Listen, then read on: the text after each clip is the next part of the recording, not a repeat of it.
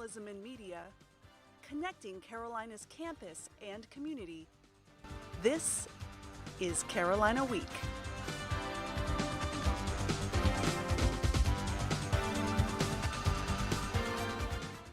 From the UNC Hussman School of More than 1,000 Carolina students have tested positive for COVID-19 since the school year started. So what does it feel like to have the virus? Reporter Kennedy Bird reached out to some of these students to find out. She joins us live with more. Kennedy? Students across campus are completing their quarantine after receiving positive COVID-19 results. I talked with a few of these students about their experiences with the virus. Major. She first got tested at Campus Health after only being on campus for a few days. The day I got here, my roommate, or she's just like a housemate, we have our own rooms, she told me that her and her friend had gone and gotten tested for COVID, and her friend tested positive, but she tested negative.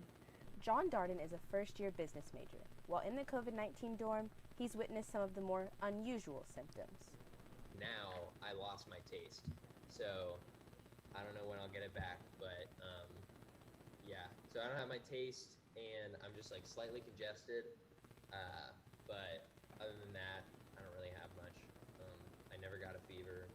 Christian Avey is a senior journalism major. His primary concern was being around his family back home. It took some planning to try and figure out what we do, because I do live with my grandmother, who is considered an at-risk population. She's 70 years old, so it was sort of trying to make sure that we could set up those barriers to where I could be able to, exist here, and then also staying apart from them and her. Grace Keel is a sophomore psychology major. Despite battling her symptoms, she felt supported by the university. I was actually really lucky in terms of timing, because I started feeling really sick, just really tired on Saturday, and so then I had Saturday, Sunday, Monday, and Tuesday to recover, which was so nice. And then I did end up emailing a couple of my professors, just they kind of checked in with all the students. Even though the majority of undergraduates have moved off campus, the university says it's still important for students to monitor their symptoms and to keep your safety a priority. Continue to wear a mask and maintain social distancing. In Chapel Hill, Kennedy Bird, Carolina Week. Thousands of students left Chapel Hill after UNC classes went remote last month, but those who wanted to stay in the area had to look a little farther out to find a place to live. Apartment complexes in Carborough are reporting an increase in tenants. Students scrambling to find off-campus housing discovered that apartments in Chapel Hill were either already full or didn't allow for short-term leases. Moving to Carborough became a better option for many students. First-year student Chloe Alston says that she and her roommate feel lucky to have found an opening at West End Flats in Carborough. Going home just weeks after first starting college wasn't a good option for her. That I was not going to get the college experience, but I don't know. I was more upset than I thought I'd be. And so when Savannah said that she was looking at an apartment and she needed a roommate, I immediately asked my parents if I could. So what about those students who did have to go? As reporter Sierra Sanders shows us, the adjustment period has been a little tougher. Jasmine Woodford moved to campus to start a new school year, but she says she knew she might not be there long. I didn't pack too much like I normally would, just because I had an inkling that we weren't going to make it until November, like we thought. And I was right. That doesn't mean it didn't hurt any less. I still was pretty sad and bummed out that it didn't work out. Williford had to move out only 10 days after moving in. Like many students, she went home to finish the semester, and the adjustment to online classes hasn't been easy. These classes are not meant to be online, and it shows. So I think that I kind of dreaded it. I dread it. I don't do well. I don't like it, but I mean, it's the reality of the world we're living in at the moment. But many other students opted to learn remotely from the start. I have family members in my household who are immunocompromised, so I was like, I don't want to go to school and then it only lasts like a week or two. We get kicked off campus, and I got to come home and potentially like put my family in danger. Thomas says because she had already mentally prepared herself for a semester at home and had created a learning space for herself, things are easier. And she has some advice for those who are dealing with the disappointment of having to go home and take remote classes. So it's okay to take breaks. Please set aside some time for yourself to do whatever you want to do, whether that's like social media, some like TikTok videos, FaceTime your friends, whatever, because those times are like very important. Taking care of yourself should be another priority on your to-do list. Reporting from Charlotte, Sierra Sanders, Carolina Week. The university still hasn't made any decisions about whether classes or on-campus housing will reopen next semester. Remote learning is also a challenge for professors. For example, how do you take a lab course from home without any lab materials? Instructors had to get creative. They're now doing virtual labs to teach their material. Instead of lab partners, students meet in Zoom groups. They aren't able to do experiments to collect new data, so they're working with previously collected numbers. UNC senior Allie Hafferty says her classes with labs were supposed to be hybrids, where she would meet in person for many of the experiments. She says it's been a tough adjustment from being in a lab with TAs and professors there to help. It's really different to be behind your computer and trying to analyze data that was done by somebody else as opposed to doing it yourself and collecting the data yourself.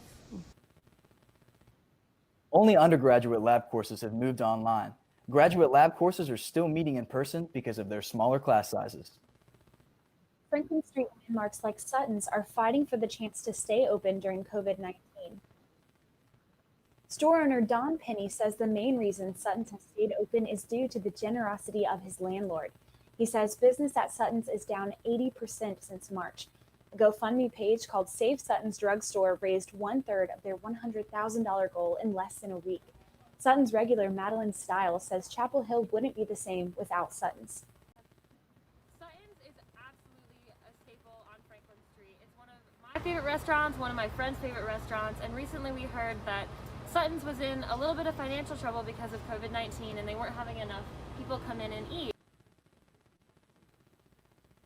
While many businesses like Suttons on Franklin Street are struggling to keep their doors open, some restaurants say they found the secret to success. Reporter Ellen Campbell has more on how outdoor seating is helping to pay the bills.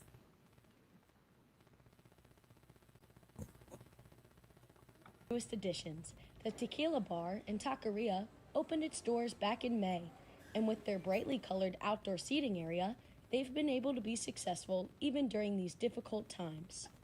So there are many struggles, but the one that affects us is, that as students went back home, and our sales have dropped 50%.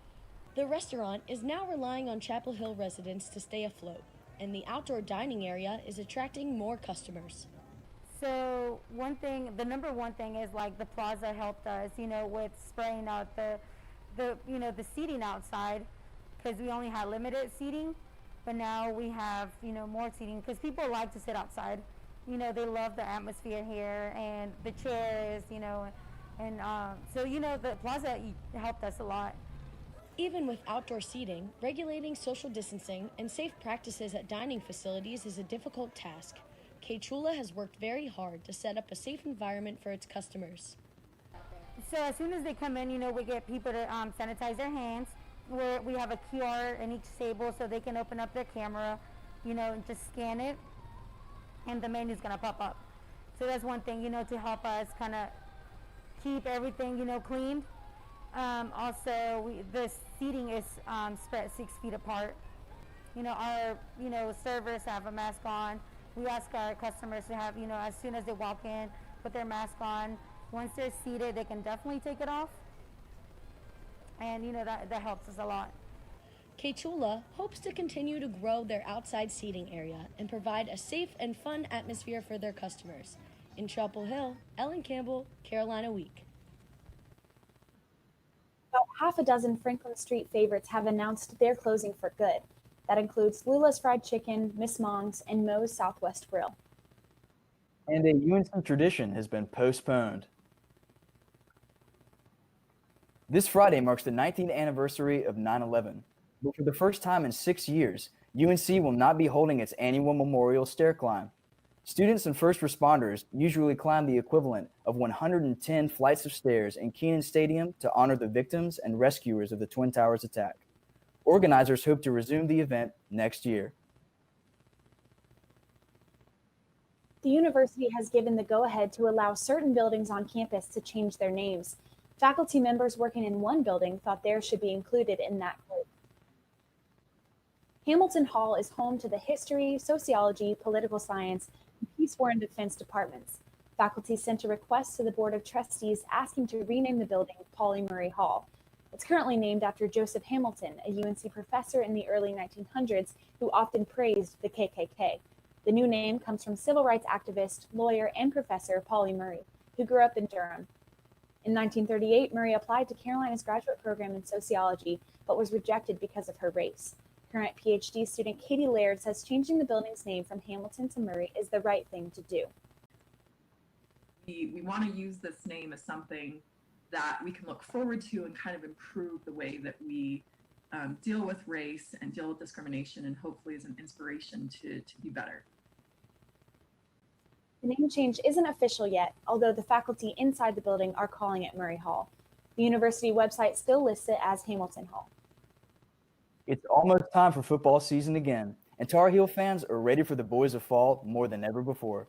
Joining us now is Carolina Week's Leah Berry, who is going to take us through everything about Saturday's big game. Leah? Thanks, Gray. Drum roll, please. College football is about to begin, and Mac is back. The Tar Heels are ranked 18th in the nation coming into the season, according to ESPN. Syracuse's fast defense, led by new defensive coordinator Tony White, will pressure the Tar Heels' offense, led by sophomore quarterback Sam Howell.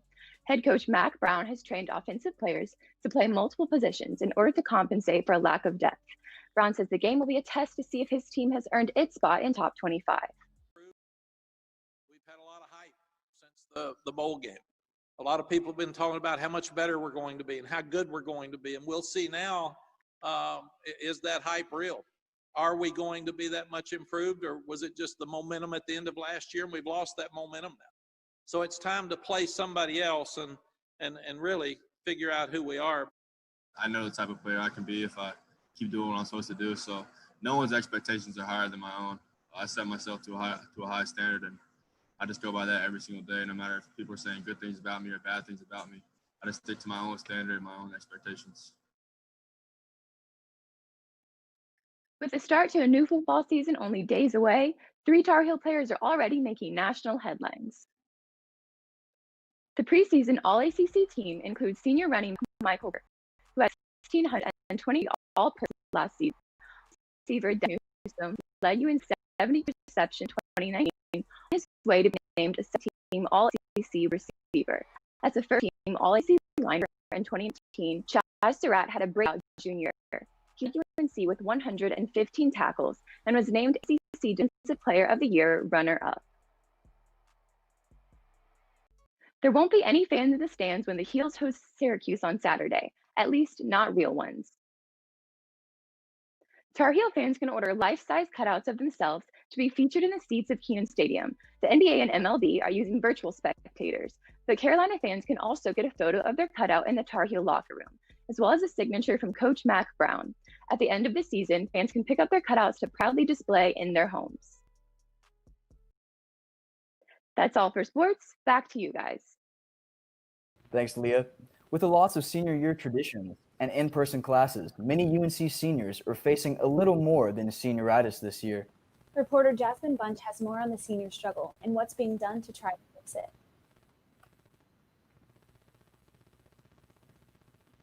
A decline in motivation for students in their final year of school. It's an annual phenomenon, but this class of seniors is facing a lack of motivation for very different reasons. COVID-19. I also think that there's this sense of like, when is it going to be over? We were waiting, and then there was this great hope that it was going to be over during the summer, and then we thought everything was going to happen well in the fall, and then that didn't work. And I mean, I know one day it'll be over, but it would be nice, I think, to know when. Remote learning has proved to be a challenge for students everywhere, but there's an added lack of motivation when senior year is limited to just online classes. It's kind of hard to grasp that this is what our senior year is going to look like, especially because you look forward to so many different, like, just senior activities, like even the last fall fest, like games and bar golf and all those things. With the loss of a normal college experience and social senior year traditions, many seniors are struggling to stay engaged. But senior class president Chris Suggs is leading the charge and planning events to make the most of senior year despite the difficulties. I'm truly excited about what we're going to be able to accomplish as senior class officers and senior marshals this year. Although our events, our programming, our activities definitely will not look like how things traditionally looked, we're going to make the most out of this senior year. It's going to be one that we've never had before at Carolina, truly. The class of 2021 never anticipated a senior year quite like this one, but they're still pushing through to make their final year at Carolina as memorable as possible. In Chapel Hill, Jasmine Bunch, Carolina Week. As a senior myself, senioritis is something that I can really relate to. Me too, and spending so much time stuck inside really has made it worse. But shout out to all the students who are working so hard to try and make the senior special for all of us. Well, that does it for this edition of Carolina Week. Thanks for watching. Have a great day.